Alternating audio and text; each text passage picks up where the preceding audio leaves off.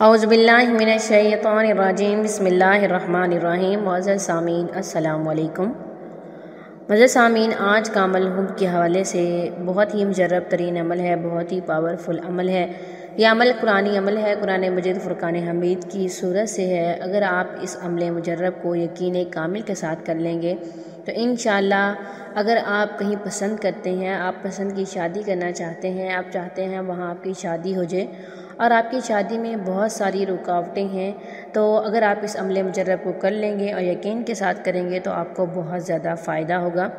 मुअज़्ज़ज़ सामीन, कुछ लोग ये करते हैं कि उन्हें किसी से मोहब्बत हो जाती है और वो ये चाहते हैं कि उनकी वहाँ शादी हो जाए, वो उनके बगैर नहीं रह सकते और कुछ तो इस कदर कदम उठा लेते हैं कि घर से निकल जाते हैं, कोर्ट मैरिजेस कर लेते हैं, जो कि बहुत ही गलत बात है और बाद में वो पछताते हैं कि हमने गलत किया है, जिसकी वजह से वालिदैन बहुत ज़्यादा परेशान होते हैं। मुअज़्ज़ज़ सामीन, अगर आप इस अमल मुजर्रब को कर लेंगे तो इंशाअल्लाह इस अमल मुजर्रब के करने से आप जिस तरह का भी रिश्ता चाहेंगे, जैसे भी आप शादी करना चाहेंगे, अगर आप ये चाहते हैं कि आपका होने वाला शौहर इस तरह से हो, उसमें ये खूबी हो, और या फिर आप ये चाहते हैं कि आपकी होने वाली बीवी नेक सीरत हो और जिससे आप शादी करना चाहते हो, तो आप उसके लिए ये अमल कर लें। ये अमल बहुत ही मुजर्रब तरीन अमल है। इंशाअल्लाह इस अमल मुजर्रब के करने से दूसरा इंसान जो भी जिस तरह का भी मसला है मोहब्बत में, जिस तरह की भी परेशानी है, वो ज़रूर हल हो जाएगी। आपने इस अमल को जुमेरात के दिन करना है, जुमेरात के अलावा किसी और दिन आपने नहीं करना और आपने 7 जुमेरात तक इस अमल को करना है, सिर्फ जुमेरात वाले दिन ही करना है।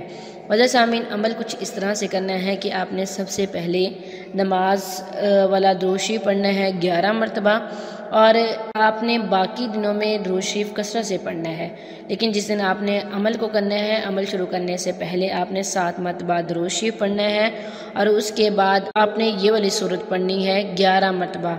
मुअज़्ज़ज़ सामीन, सूरह मुज़म्मिल पढ़नी है जो कि पारा नंबर 29 में है और आखिर में भी आपने 11 मरतबा दुरूद शरीफ पढ़ना है। 11 मरतबा सूरह मुज़म्मिल पढ़नी है, अव्वल आखिर 11 मरतबा दुरूद शरीफ पढ़ना है और उसके बाद आप अल्लाह ताला के हुज़ूर 2 रकत नफल हाजत के पढ़ के दुआ करेंगे। अल्लाह ताला से मांगिएगा, गिड़गिड़ा के मांगिएगा, इंशाअल्लाह किसी भी तरह का कोई भी मसला होगा वो ज़रूर हल हो जाएगा। अमल सिर्फ जुमेरात वाले दिन करना है, जुमेरात के अलावा किसी और दिन नहीं करना। 7 जुमेरात तक आपने ये अमल करना है। मैं आपको अमल की तरतीब फिर से बता देती हूँ।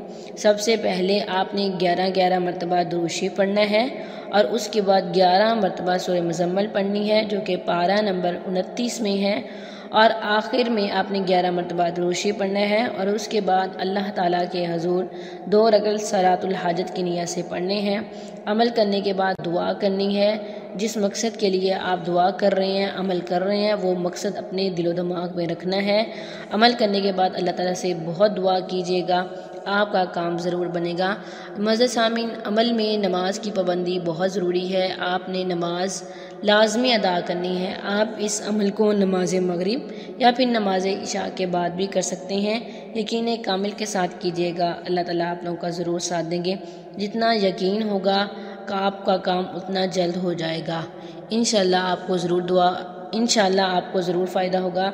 दुआ गो हूँ कि अल्लाह ताला आपकी हर परेशानी, हर मुश्किल को दूर करें। आमीन सुम्मा आमीन। थैंक्स फॉर वॉचिंग व आखिर दावाना अनिल हम्दुलिल्लाहि रब्बिल आलमीन।